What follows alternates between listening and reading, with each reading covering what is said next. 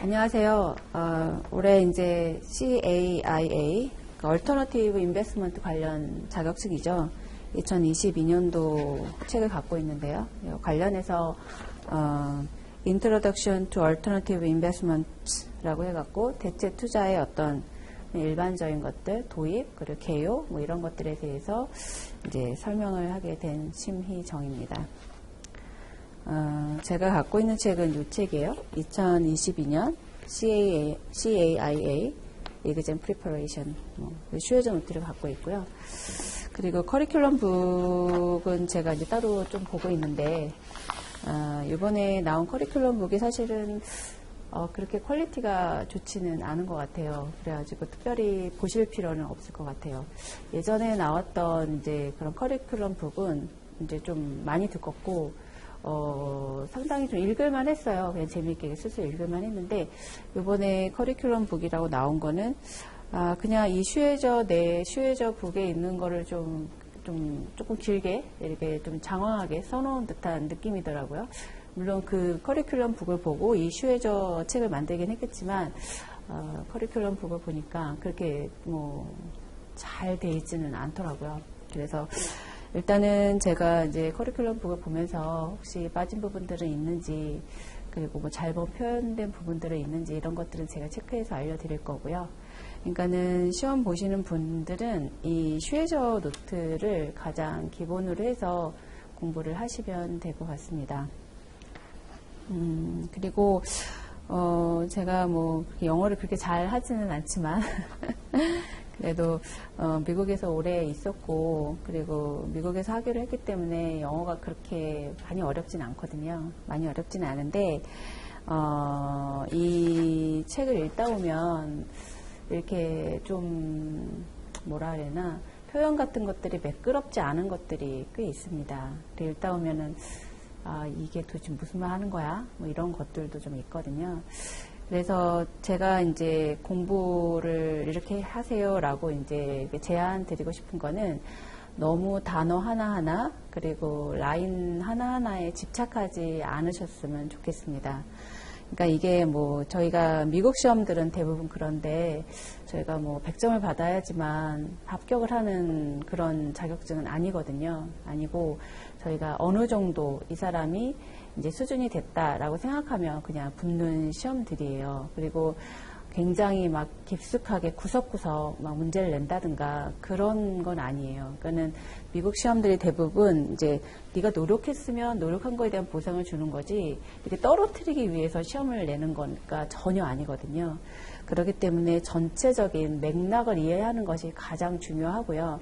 그리고 이제 세세하게 읽다 보면은 대체 이걸 뭘 내가 공부하고 있는지를 길을 잃어버리는 경우가 많이 있습니다. 그렇기 때문에 너무 이렇게 아주 자세하게 이렇게 들어가기보다는 전체적인 큰 맥락 안에서 이렇게 조금 세세한 것들을 채워나가는 그런 느낌으로 공부를 하시는 게 훨씬 더 이제 도움이 되시고요. 시험 보시는 데 도움이 되시고, 그리고 공부를 하면서 기억을 하고 이러는 거에 더 도움이 되십니다. 그래서 라인 하나하나에 신경을 쓰거나, 그러니까 단어 하나하나에 신경 쓰기보다는 맥락으로 파악을 해달라라고 말씀을 드리는 거고요. 그리고 이제 되게 중요한 포인트가 뭐냐면 이게 이제 미국 시험이잖아요. 우리나라에서 만들어진 시험이 아니에요. 우리나라에서 만들어진 시험이 아니다 보니까 이거는 이제 미국 애들이 자기네 시장에서 이제 대체 투자를 할 때 주의해야 되는 부분들 그리고 이제 알아야 되는 것들에 대한 나열이에요. 그래서 우리나라 금융시장에 앉아서 우리나라 금융시장을 바라보는 시선으로 얘를 보다 보면은 정말 이해가 안 되는 것들이 많이 있습니다. 그렇기 때문에 일단은 내가 미국에 앉아서 대체 투자라는 거를 이제 생각한다라고 그렇게 생각을 하셔야 돼요. 그래서 어떤 의미에서 보면 미국 사람들 입장에서 보면은 그 인터내셔널 인베스트먼트가 사실은 특히 이머징에 아직은 MSCI 기준으로 이 이머징에 속하는 우리나라 투자는 헤지펀드의 이머징 마켓 투자 같은 하나의 어떤 전략이 될 수도 있어요.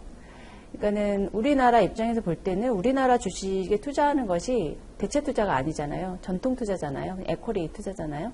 주식 투자인데 미국 사람들이 봤을 때는 우리나라 투자하는 거는 물론 아닐 수도 있죠. 공모로 뭐 투자하는 형태에 따라 뭐 사모냐 공모냐 뭐 이런 거에 따라서 대체 투자로 분류되기도 하고 그리고 전통 투자라도 분류가 되긴 하는데 미국 사람들 입장에서 이거를 뭐 헤지 펀드에서 전략으로 녹인다라고 하면 우리나라에 주식 투자하는 것도 일종의 대체 투자가 될 수 있어요.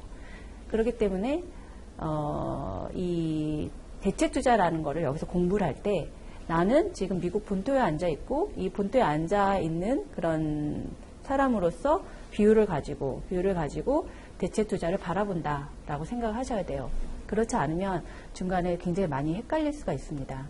그리고 제도적인 거나 상품적인 거나 봤을 때 우리나라에 있지 않은 그런 상품들도 존재하고 많은 다양하게 다른 제도들이 있기 때문에 네, 그런 것들을 좀 이해하시는데 네, 좀 좋습니다.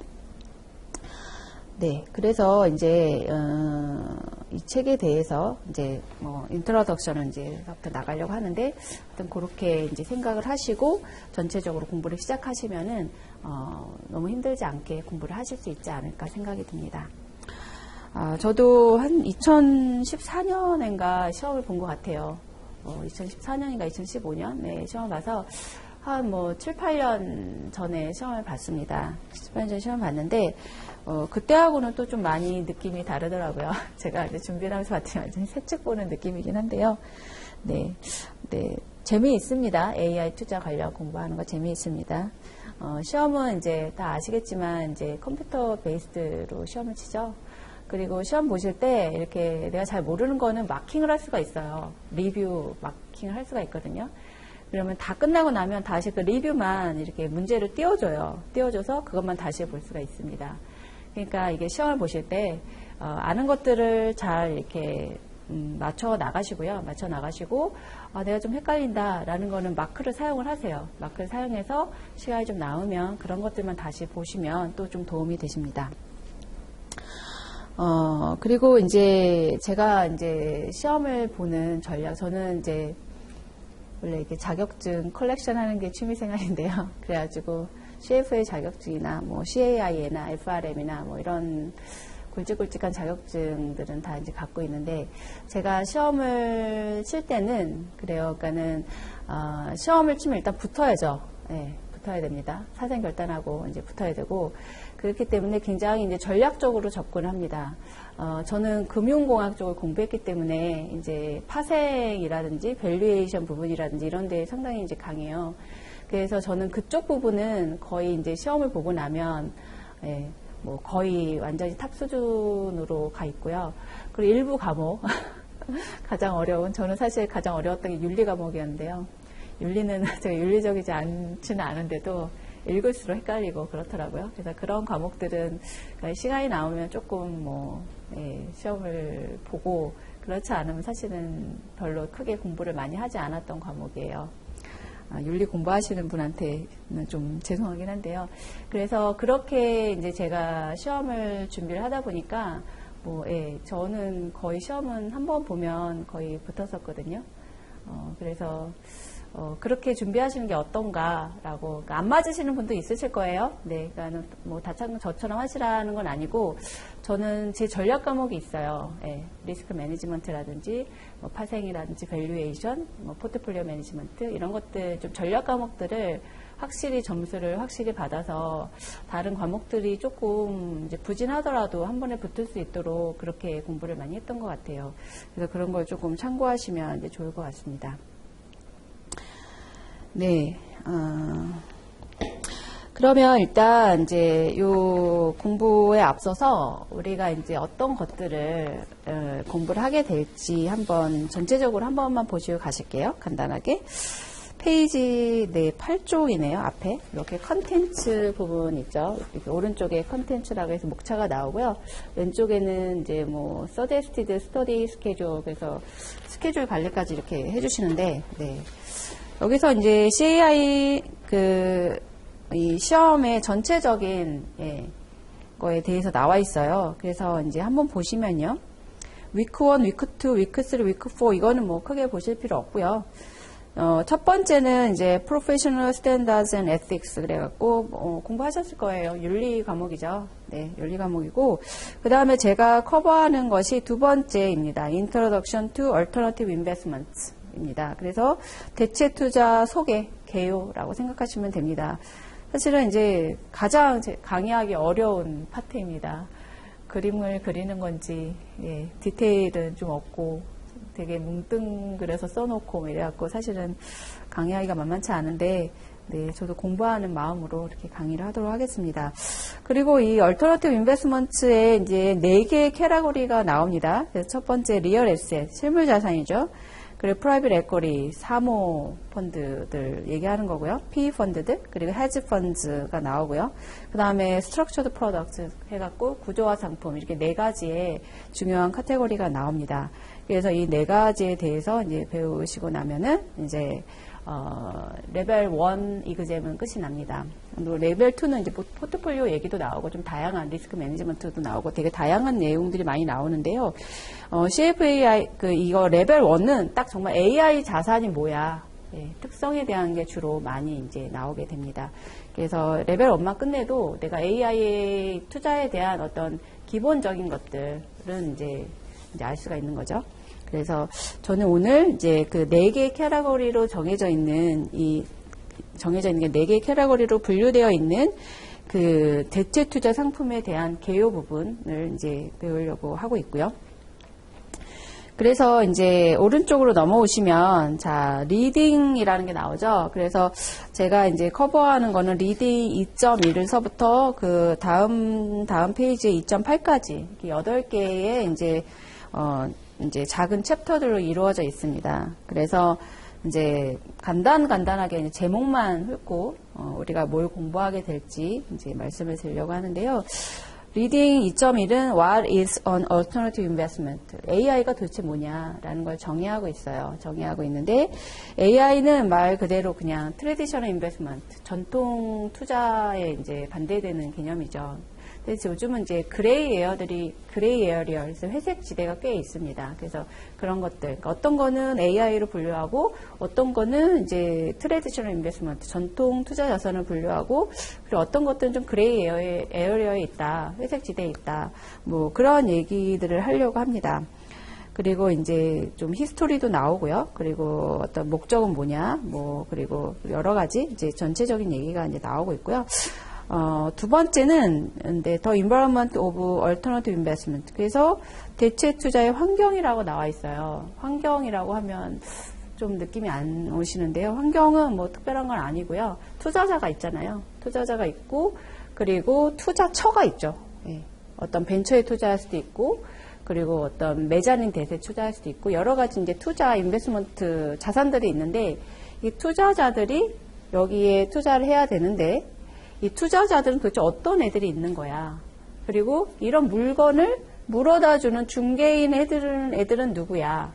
라는 거고 이 중개인들이 어떠한 서비스들을 하고 그리고 얘네들을 또 도와주는 다른 아웃사이드에 있는 이제 주변에 있는 그런 어떤 뭐 그런 자들은 누구야. 그래갖고 뭐 법무법인 뭐 이런 데도 필요하고요. 그리고 회계 뭐 이런 것도 필요하고 그런 이제 기타 등등 외부 이제 참여자들, 시장 참여자들에 대한 얘기를 배웁니다. 그리고 이제 그 시장에 대한 얘기를 이제 배우고 있어요. 어떠한 시장에서 이제 거래가 되는지 그런 것들에 대한 얘기가 좀 나와 있습니다. 그래서 환경이라고 되어 있고요.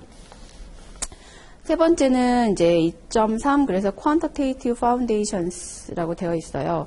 그런데 여기는 뭐 되게 이제 뭐 계량적인 어떤 계량적인 것들에 대해서 얘기를 하고 있는데 가장 중요한 거는 수익률 계산입니다.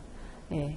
일반 공모펀드랑 사모펀드는 굉장히 수익률 계산하는 게 정말 달라요. 그래서 여기가 아주 극명하게 대체 투자 자산이 이제 그 전통 자산에 비해서 어떻게 수익률을 계산하는지에 대한 얘기가 나오는데 굉장히 중요한 파트입니다. 이거가 이해가 안 되면 현업에서 도대체 왜 이렇게 평가를 하는 거야? 나는 믿을 수가 없어? 이러고 이제 프론트랑 얘기가 되지가 않아요, 전혀.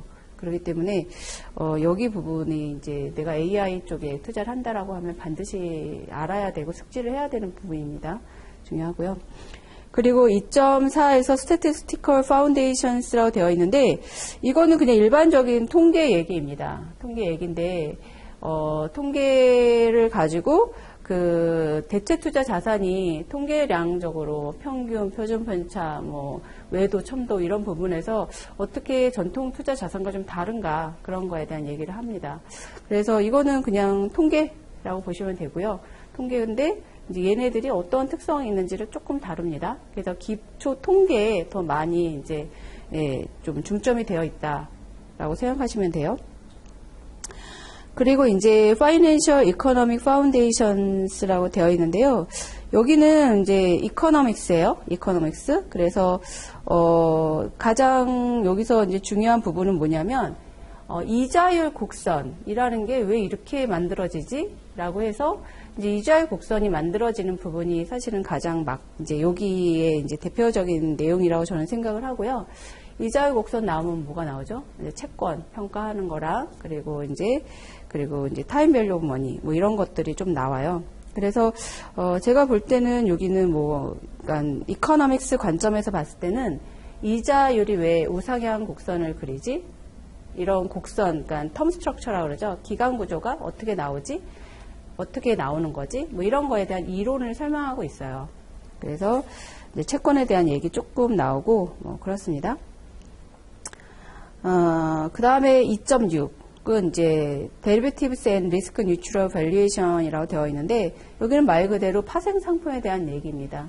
왜냐하면 이제 AI는 파생 상품을 굉장히 많이 사용을 해요. 많이 사용을 해서 레버리지 효과도 가져가고 그렇게 이제 운용을 많이 하기 때문에 이제 파생 상품을 많이 사용하기 때문에 파생 상품에 대한 아주 기초적인 내용들이에요. 아주 기초적인 내용들이 나오고요.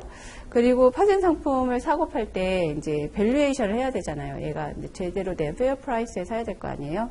그러니까는 이거 밸류에이션 하는데 리스크 뉴트럴 밸류에이션이라고 했어요. 그러니까는 위험 중립을 가정한 밸류에이션을 합니다. 아니, 세상은 리스크 뉴트럴 아니잖아요. 네. 근데 왜 이렇게 밸류에이션 하지? 네, 그렇게 밸류에이션 하는 이유가 있습니다. 그리고 그렇게 밸류에이션 한 것이 바로 시장 가격이에요. 네, 그래서 그런 부분에 대해서 좀 짚어보려고 합니다. 네, 재밌는 부분이고요. 그리고 그 다음에 2.7 파트는 Measures of Risk and Performance라고 되어 있어요. 그래서 여기는 보시면 이제 리스크를 이제 측정하는 방법이 나와요.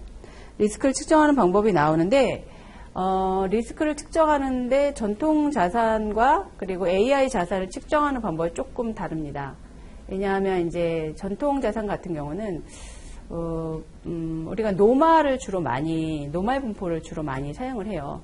많이 사용을 하는데 사실 AI 투자 같은 경우는 굉장히 스큐가 있어요. 그러니까 뭐 오른쪽으로 쭉 삐뚤어져 있다든지 뭐 왼쪽으로 쭉 삐뚤어져 있다든지 분포가 노말하고는 좀 많이 다릅니다. 그렇기 때문에 그런 것들을 이제 우리가 이제 어떻게 리스크를 매저를 할 때, 리스크를 측정할 때 그런 것들을 고려해서 측정을 해야지만 제대로 측정을 하는 거거든요.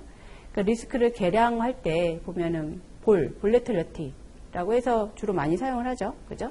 그래서 표준 편차를 많이 사용하긴 하는데 그거는 사실은 우리가 노말을 가정한 거예요. 노말을 가정해서 변동성으로 그 볼레틸리티 표준 편차로 시장 변동성을 이렇게 우리가 이제 보통 서로 커뮤니케이션 하죠. 그런데 그거는 우리가 보통 우리나라 같은 코스피 이런 마켓이죠. 마켓이 이제 이렇게 되어 있는데 전통 투자 자산은 그렇지만 AI 같은 경우는 노말 분포를 갖지 않아요. 그렇기 때문에 이게 쭉 뻗어나온 스큐, 그러니까 테일이죠. 테일 쪽을 우리가 어떻게 감안해서 매저를 해야 되나 그게 굉장히 중요한 파트예요. 그래서 그런 부분을 이제 어떻게 측정을 할 건지, 그러니까 이거는 AI 투자에 대한 것만 이제 되는 거겠죠. 관련이 되겠죠. 그리고 이제 퍼포먼스 매저 같은 경우는 뭐냐면, 뭐 이거는 뭐 다 아시는 얘기지만 우리가 수익률만 가지고 비교하는 세상은 지났잖아요. 얘가 어느 정도 변동성을 가지고 어느 정도 리스크를 테이킹하면서 수익률을 내는지가 더 중요한 평가 지표거든요. 그래서 여기서 퍼포먼스 매저라는 거는 사실 리스크 어저스티드 리턴이에요. 그러니까는 위험 조정 수익률이에요. 그렇게 해서 우리가 퍼포먼스를 이렇게 우리가 이제 측정하겠다라는 거예요. 그러니까 이밸류에이션 하겠다라는 거거든요. 그래서 그런 부분들이 나옵니다. 그래서 사실 여기 리스크 매저 부분은 AI에 해당하는 내용이고요. 퍼포먼스 매저, 리스크 어저스트 리턴 같은 경우는 일반적인 얘기예요. 일반적인 얘기. 그냥 전통 자산이나 대체 투자 자산이나 뭐 동일하게 다 사용하는 그런 애입니다. 그 다음에 이제 2.8 마지막은 이제 알파, 베타, 하이퍼세시스 테스팅이라고 되어 있는데요. 알파 뭔가요? 다 아시나요? 알파, 베타? 베타는 그냥 시장 리스크만 테이킹하면서 이제 운용하는 게 베타 트레이딩이죠. 베타 매니지먼트죠. 그리고 알파 같은 경우는 내가 쫓아가면서 내가 뭐 픽업을 잘해서 또는 마켓 타이밍을 잘해서 뭐 이런 식으로 해서 초과 수익을 내겠다는 게 알파잖아요. 그래서 알파 매니지먼트랑 베타 매니지먼트는 굉장히 다릅니다. 되게 다른데 이제 전통 투자 자산 같은 경우는 이제 베타가 이제 주요하죠. 베타가 주요하고 베타 매니지먼트를 주로 많이 한다고 치면 대체 투자 자산 같은 경우는 알파 매니지먼트예요. 내가 이제 시장보다는 잘해야죠. 그래야지 제가 그 매니지먼트 피나 뭐 퍼포먼스 피나 이런 걸 주면서까지 이제 내 돈을 맡기는 거잖아요. 그렇기 때문에 알파 매니지먼트가 되게 중요합니다. 그런데 이제 얘가 잘했어요. 이 매니저가 알파를 잘 냈어요. 그래서 초과 수익을 많이 냈는데 문제는 얘가 럭인지, 그러니까 우연히 그냥 운이 좋아서 럭으로 얘가 알파를 낸 건지 아니면 얘가 실력이 좋아서 냈는지 알 수 없는 거죠. 그래서 그거를 이제 얘가 실력이 좋은 매니저냐 아니면 그냥 일반 매니저인데 그냥 어떻게 하다 보니까 우연으로 잘 했는지 이런 것들을 평가해야 되거든요. 그래서 그런 거를 가설의 검증을 하는 거예요. 하이퍼세시스 테스팅. 그래서 알파라는 것이 유의하냐, 의미가 있느냐, 얘는 정말 알파 매니지먼트를 잘 하느냐 이런 거를 가설의 검증, 가설을 세우고 그거를 우리가 검정, 그래서 그러니까 정말 얘가 잘 하는지 못하는지 뭐 이런 거를 우리가 평가하는 겁니다. 그래서 그런 걸 보고 이제 하이퍼세시스 테스팅 가설 검정이라고 얘기하죠. 그래서 이제 그렇게 해서 이제 2.8까지 해서 이제 이 부분이 끝이 납니다. 그래서 이제 전체적인 것들을 이제 한번 훑을 건데요. 중요한 포인트는 이제 이거 보시면은 이거를 이제 쭉 읽다 보면은 이게 뭐 AI에 대한 얘기를 하는 거야? 뭐 TI에 대한 얘기를 하는 거야? 뭐 이럴 때도 있어요. 근데 그거는 반드시 잡으셔야 돼요. 왜냐하면 이게 뭐 얼터너티브 인베스트먼트에 대한 소개라고 해서 다 AI에 대한 얘기를 하는 게 아니에요. 다 AI에 대한 얘기를 하는 게 아니라 일반적인 금융시장, TI 포함해서 일반적인 금융시장에 대해서 얘기하는 것도 많이 있습니다. 많이 있기 때문에 이게 얘기를 하면 이게 쭉 읽어 나가시면서 이렇게 기준을 잘 잡으셔야 돼요. 얘는 AI에 대해서 AI 스페시픽한 AI에 해당되는 내용들이야 라는 게 있고요.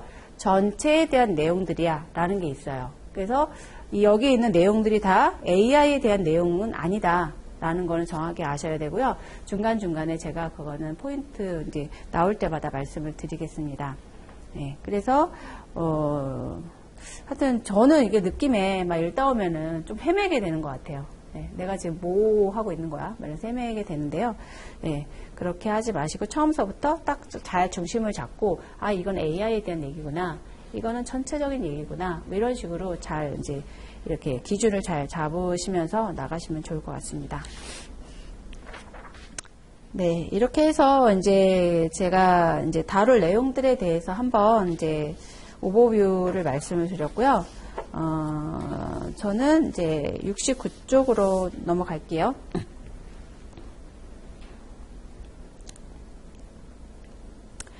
일단 이제 얼터너티브 에셋하고 트래디셔널 에셋을 이제 나누고 있어요. 거기서 이제 그러면서 하고 있는데 일단 이제 처음서부터 조금 읽어 보시도록 할게요. 여기서 이제 보시면 이제 이게 구성이 어떻게 돼 있냐면 리딩 2.1 해서 What is an alternative investment? 그래서 대체 투자라는 것이 무엇인가? 대체 자산에 투자, 전통 자산 아니라 대체 자산에 투자하는 것이 무엇인가라는 게 타이틀이 되어 있고요. 이그젠 포커스라는 게 있어요. 이그젠 포커스라 해서 우리가 이러이런 것들을 시험을 이제 준비할 때 이러이런 것들을 잘 봐줘라고 얘기한 게 있습니다. 그래서 이 부분이 요 2.1 리딩 전체에 대한 얘기를 하고 있어요. 그렇기 때문에 이 부분은 조금 숙지를 하시면 좋으시고요. 그 다음에 이제 에로 2.1-1서부터 해서 나오는데 그게 뭐냐면 러닝 오브젝티브예요. 그래서 이제 demonstrate knowledge of the view of alternative investments by exclusion. 그래서 이렇게 빼는 방식으로 얘는 아니야, 얘는 아니야, 얘는 아니야 라는 빼는 방식으로 AI 투자 자산에 대한 널리지를 얘기해봐라 라는 거거든요. 그래서 그렇게 할 수 있니? 라는 거예요. 그래서 러닝 오브젝티브니까 우리가 이걸 공부하고 나면 이 정도는 할 수 있어 라는 거예요. 그래서 러닝 오브젝티브라는 게 먼저 나오고 그거에 대한 내용들이 쭉 나옵니다. 이렇게 해서 뒤에도 보시면 Categories of Alternative Investments라고 그래갖고 그 밑에 보시면 뭐 Alternative Type, 대체 투자 자산의 어떤 다양한 종류에 대해서 이제 지식을 얘기할 수 있어야 된다라고 되어 있어요. 그래서 에러가 쭉 나오죠. 그러면서 이게 쭉 그런 식으로 러닝 오브젝티브 별로 이렇게 모듈로 이렇게 되어 있습니다. 그래서 쭉 되어 있고요. 그리고 그렇게 다 끝나면 맨 마지막에 뭐가 나오냐면 84쪽에 보시면 키 컨셉츠라고 되어 있어요. 키 컨셉츠라고 되어 있는데 여기도 이제 러닝 오브젝티브 별로 우리가 배운 내용들을 정리해주고 있어요. 그런데 요 부분 키 컨셉츠 부분은 반드시 보세요. 네. 왜냐하면 이게 저희 나라 말도 뭐 아다르고 어다르다란 말 하잖아요. 영어도 표현에 따라서 굉장히 느낌이 많이 달라요. 근데 이거는 앞에 거를 그대로 가져다가 그냥 어떤 요약본처럼 베껴놓은 것이 아니라 워딩을 좀 바꿔놨어요. 워딩을 좀 바꿔서 서술하고 있기 때문에 어쩔 때 앞부분에 중언부언 막 얘기하면서 무슨 내용을 얘기하는지 잘 모르겠어 이러는 부분들이 있거든요. 그런 부분들은 뒤에 여기 이제 키 컨셉츠를 딱 읽어보시면 굉장히 중심이 잘 잡혀요. 중심이 잘 잡히기 때문에 이 키 컨셉츠라고 이제 매 이제 리딩마다 나와 있는 부분들은 반드시 꼭 줄쳐가면서 읽으시면 되고요. 리딩 퀴즈는 사실은 이거는 앞에 공부하고 나서 바로 리딩 퀴즈를 읽어보시면 뭐 다 맞으세요. 틀리는 경우가 거의 없을 거예요. 그러니까 이거는 바로 풀어보시지 마시고요. 나중에 이제 이제 공부를 어느 정도 하고 나서 이렇게 쭉 훑어보시는 느낌으로 한 번씩 풀어보시는 게 더 낫지 않을까 싶어요. 바로 풀어보시면 좀, 틀리는 게 거의 없기 때문에 그냥 공부하는 것처럼 퀴즈를 풀어볼 수는 없으니까. 그래서 저는 이제 그래서 에로까지만 주로 이제 보고요. 리딩 퀴즈는 맨 마지막에 쭉 정리할 때쯤 한번 풀어보고 그렇게 합니다. 그래서 그런 식으로 진행하시면 좋을 것 같아요. 네. 그래서 이제 각 챕터가 어떻게 구성이 되어 있는지 이제 말씀을 드렸고요. 네. 그래서 이제 What is an alternative investment? 다시 69쪽으로 오시겠습니다. 그렇게 해서 이제 여기를 진행을 해보도록 하겠습니다. 네. 일단 이제 얼터너티브 인베스트먼트에 대한 이그젠 포커스서부터 읽어볼게요. 자, 보실게요. 이그젠 포커스 밑에 이제 보시면 Investing in traditional asset is facilitated by a deep body of theoretical and empirical research. 그러니까는 우리가 전통 자산이라고 하는 것들은 되게 이론적으로나 어떤 실증적으로나 연구가 굉장히 많이 되어 있어요. 예. deep body라고 되어 있죠. 연구가 되게 깊게 많이 되어 있습니다.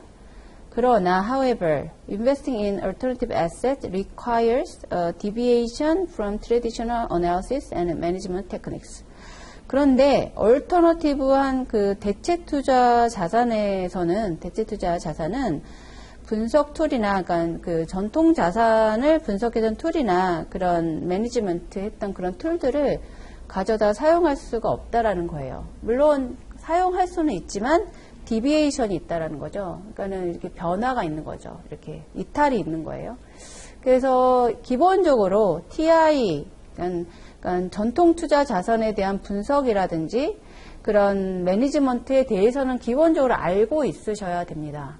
그러니까 여기서도 보면은 전체적으로 책에서 쭉 얘기를 할 때, 그런 아주 기본적인 거에 대해서는 거의 얘기하지 않아요. 그러니까 여기는 트레디셔널한 자산에 대한 분석이나 매니지먼트는 기본적으로 알고 있다고 생각을 하고 그런 것들은 간단하게 짚고 있고요. 나머지 이제 추가적으로 우리가 공부해야 되는 부분들에 대한 얘기들만 하고 있습니다. 그래서 예, 하여튼 얘네들의 분석 툴 플러스 알파가 있다. 그래서 그런 알파들에 대한 어떤 딥바디가 형성되어 있지는 않아요. 그래서 다 공부를 해야 된다라는 거고요.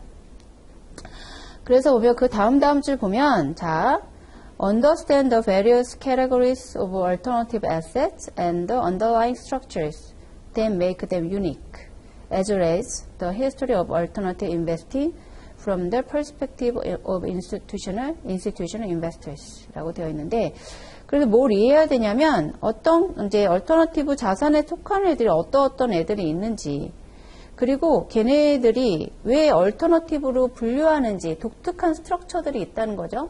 그런 스트럭처들을 이해하셔야 되고요. 그리고 또 역사를 이제 AI 투자에 대한 얼터너티브 인베스트먼트에 대한 어떤 역사를 이해를 하는데 이거를 누구의 시점으로 보라고요? 기관 투자가들, 인스티튜셔널 인베스터들의 어떤 입장에서 이런 것들 투자 히스토리를 봐라라고 되어 있어요.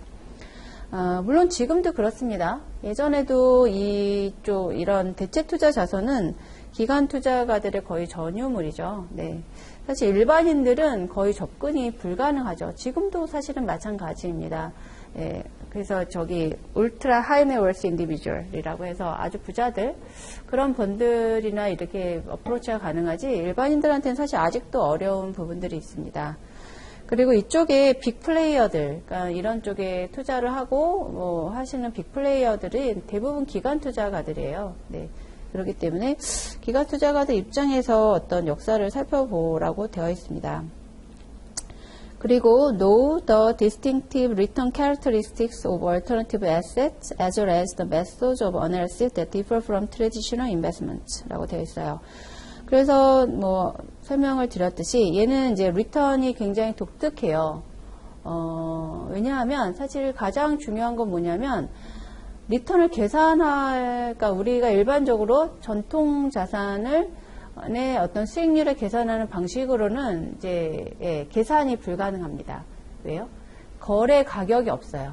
네, 거래 가격이 없어서 이거를 계산하는 게 되게 어렵습니다. 그래서 그런 그런 캐릭터리스틱스를 이해를 하셔야 되고요.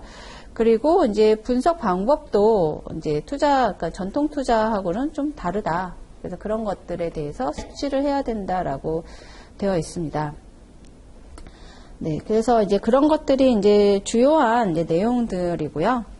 네, 그래서 이 부분은 이그젠 포커스 부분은 이거를 이제 2.2를 다 끝내고 나서 뒤에 이제 키 컨셉트까지 다 마무리를 하시고 나서 다시 이그젠 포커스를 한번 와보세요. 와보셔서 이렇게 하나하나 체크해 보세요. 내가 이런 것들을 다 여기서 이 2.1이라는 챕터를 읽으면서 다 내가 숙지를 했는지 한번 확인하는 그런 용도로 사용하시면 좋을 것 같아요. 그래서 이런 것들을 배운다라고 아시고 이제 들어가 볼게요. 첫 번째 이제 소주제죠. Alternative Assets 그리고 versus Traditional Assets. 그래서 대체 자산과 전통 자산이라고 되어 있습니다. 그 밑에 이제 두 번째 줄에 볼드로 되어 있는 부분 읽어볼게요. 자, Traditional Investments include long positions in cash, bonds, and publicly traded stocks 라고 되어 있어요. 자, 거의 롱 포지션이라고 되어 있죠? 네, 롱입니다. 숏은 아니에요. 네, 롱이고요. 캐시, 현금이죠. 근데 현금은 아니에요, 사실. bonds, 그리고 이제 상장되어 있는 주식입니다. 그래서 얘가 이제 전통적인 투자 자산이에요, 지금. 근데 캐시라고 하면 사실은 이거를 쭉 읽으실 때, 네, 여기서 이제 캐시라고 하면은요, 우리나라 말로는 뭐죠? 캐시라고 하면은 현금이죠. 현금.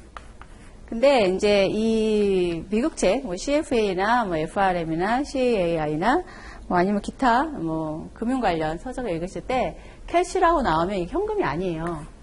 현금에 투자하진 않잖아요. 여기 보면 전통적 투자 자산이라고 해서 캐시, bonds, publicly traded stocks라고 되어 있잖아요. 그래서 사실은 이제 얘는 투자 자산이에요. 투자 자산. 얘 뭐냐면 얘의 실체는 3개월 만기의 T빌입니다. 그러니까 미국 국고채인데 만기가 3개월로 가장 짧은 국고채예요.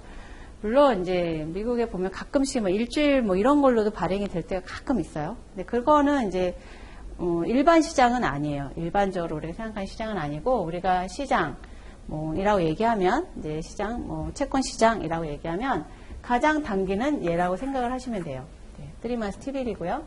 그래서 이제 요게 바로 캐시라고 생각하시면 됩니다. 캐시라고 생각하시면 되고요.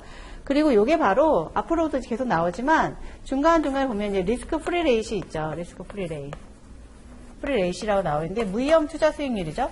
요 무위험 투자 수익률이 바로 요거의 수익률을 얘기하는 거예요. 이자율이죠. 네. 네. 네. 그래서 금리 리스크도 거의 없고요. 단기이기 때문에 금리 리스크도 거의 없고 디폴트 리스크 미국의 요즘 재정 장난 아니죠. 장난 아니긴 하지만 디폴트하지 않을 거라고 우리가 믿고 있고 그래서 크레딧 리스크도 없고요. 크레딧 리스크도 없고 이자율 리스크, 인터레스트 레이트 리스크도 없습니다. 그래서 이게 리스크가 없는 무위험 자산이라고 보고 있어요. 그래서 얘가 리스크 프리 레이시다라고 아시면 될 것 같아요. 그 다음에 거의 반즈라고 되어 있는데 반즈라고 하면 일반적으로는 그냥 미국 국고채예요. 네, 이게 기본입니다. 기본이고 물론 인베스트먼트 그레이드, 인베스트먼트 그레이드의 채권 이런 것들도 이런 마켓에 이제 포함이 되고 있죠. 근데 non investment grade, high yield 이런 것들은 좀 그레이 영역이긴 하지만 그래도 대체 투자 자산이라고 생각하시는 게 낫습니다. 보통 여기서 보시면 이제 그런 체계 전체적으로 보면은 반드라고 하면은 대부분 인베스트먼트 그레이드 반드를 얘기합니다. 네. 그리고 만약에 내가 하이힐드를 얘기하고 싶다 그러면 non investment grade 반드라고 정확하게 얘기해요. 그냥 반드라고 얘기하진 않아요. 또는 하이힐드 반드라고 얘기를 합니다. 그렇기 때문에 그냥 일반 반드라고 채권 이렇게 얘기하면 주로 국고채고요. 미국에서 사실은 가장 시장이 이제 큰 게 국고채 시장이잖아요. 네, 국고채 시장이기 때문에 국고채를 얘기하고 그리고 조금 더 넓게 보면은 이제 인베스트먼트 그레이드 투자 등급의 그런 이제 반드를 얘기합니다. 그래서 어떤 익스클루전 제한을 해서 얘네들은 아니야라는 입장에서 봤을 때는 그 밑에 줄 보시면은 이제 alternative investments are sometimes defined by exclusion 이것처럼 그래서 여기 위에 캐시 bonds publicly traded stock 외에는 다 AI 투자야라고 얘기를 하고 있어요. 이거는 exclusion 개념으로 이제 우리가 define 한 거고요. 그 다음 페이지 한번 넘어가 보실게요. 그 위에 건 좀 놔두고요. 그 밑에 Categories of Alternative Investment 두 번째 A로죠. 두 번째 Learning Objective. 거기 보시면 쭉 밑으로 내려오다 보면 거기 따따따따 이렇게 4개 있으시죠. 얘는 Inclusion의 개념으로 얘네들이 AI 투자야라고 얘기를 하고 있어요. 그래서 보시면 캐테고리가 Real Assets, Hedge Funds, Private Equity and Private Credit 그리고 Structured Products 이런 것들이 있습니다. 네, 그래서 이게 이제 여기서는 얼터너티브 인베스트먼트 투자 자산이야 라고 얘기를 하고 있는 거죠. 그래서 앞에서는 얘네 외에는 다 AI야 라고 얘기를 하는 거고 여기서는 이제 얘네들이 AI야 라고 이제 얘기를 하고 있어요. 근데 이거 말고도 사실은 많죠. 컬렉션도 될 수 있어요. 미술품. 그것도 AI 사실 자산이죠. 자산이고 코인 요즘 엄청 하고 있는 코인도 보면은 전통 자산은 아니죠. 네. 그렇게 해서 정말 이제 많은 AI들이 존재를 하고 있죠. 그래서 이런 식으로 데피니션 한다라는 게 나와 있고요. 네, 거기 다시 올라가셔서요. 거기 Institutional Quality Investment라고 되어 있죠. 이거는 이제 기관 투자가가 투자할 수 있는 그런 어떤 퀄리티를 갖고 있는 인베스트먼트라는 얘기예요. 그러니까 이제 AI가 이제 AI 쪽에 어떤 빅 바이어들은 대부분 이제 그런 기관 투자가들이죠. 기관 투자가들이기 때문에 얘네들이 투자할 수 있는 수준의 어떤 투자물이 있어야 돼요. 그러니까는 보시면 이제 금융시장 보면은 그냥 그냥 저희가 마트 가서 물건 사는 거하고 크게 다르지 않은 것 같아요. 좋은 물건이 있어야 돼요, 일단. 좋은 물건, 투자 상품이죠. 그러니까는 예를 들어서 투자 전략이 아주 훌륭한 상품이라든지 아니면 리스크 리턴 프로파일이 아주 좋은 애라든지 굉장히 디버시피케이션을 잘해주는 애라든지 이런 상품이 있어야 되고요. 인베스트먼트 에셋이죠. 에셋이 있고 빅바이어들이 있어요. 여기 기관 투자가들. 빅바이어들이 있으면 중간에 있는 이제 딜러 펌들이죠. 아이비들 이런 애들이 이런 애들을 이제 괜찮은 애들을 잘 골라서 갖고 와서 얘네들한테 사주세요라고 하는 거예요. 그럼 얘네가 이제 한번 이제 집행할 때 보면은 뭐 한 200~300억 정도 집행하는 거는 뭐 일도 아니죠. 그러니까 물건들을 이렇게 사주는 거예요. 이렇게 괜찮은 것들을. 그럴 때 얘네들의 투자 가이드라인들이 다 있어요. 모든 기관 투자가들은 IPS라고 해서 많이 들어보셨죠? 네. IPS라고 해서 네. 인베스먼트 팔러시 스테이트먼트가 있어요. 네. 뭐 투자 가이드라인, 투자 지침서 뭐 이런 거라고 생각을 하셔도 돼요.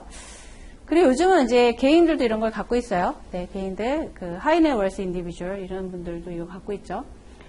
네, 그래서 이런 게 있어서 여기에 보면은 뭐 어떤 거는 투자하지 마 이런 것들이 있어요. 이게 내부 규약으로 돼 있을 수도 있고요. 그래서 보면은 이제 기관 투자가들이 보면은 하이힐드 투자들은 좀 잘 안 하시는 것 같아요. 그래가지고 보면은 뭐 BBB 제가 예전에 다녔던 이제 회사도 되게 큰 빅바이어였는데 BB 플러스 여기까지만 투자했었거든요. 등급 가이드라인이 있어요. 이 밑에 건 투자하지 못하게 되어 있어요. 내부 규약도 있고 레귤레이션에 의해서 이제 못하게 되어 있는 것들도 있어요. 거버먼트 레귤레이션이죠. 이런 걸 통해서 이제 요거를 잘 맞는, 이거를 잘 맞추는, 얘네의 IPS를 잘 맞추는 그런 이제 투자 대상을 가져가야 돼요. 그래서 이제 투자하세요 라고 했을 때, 뭐 상당히 이제 괜찮은 투자 자산이면 이제 뭐 100억, 200억, 뭐 300억 이렇게 사주게 되는 거죠. 그래서 이런 인스티튜션이 사줄 수 있는 IPS에 맞는 그런 인스티튜셔널 퀄리티가 있는 그런 인베스트먼트들을 가져와야 된다는 뜻이에요.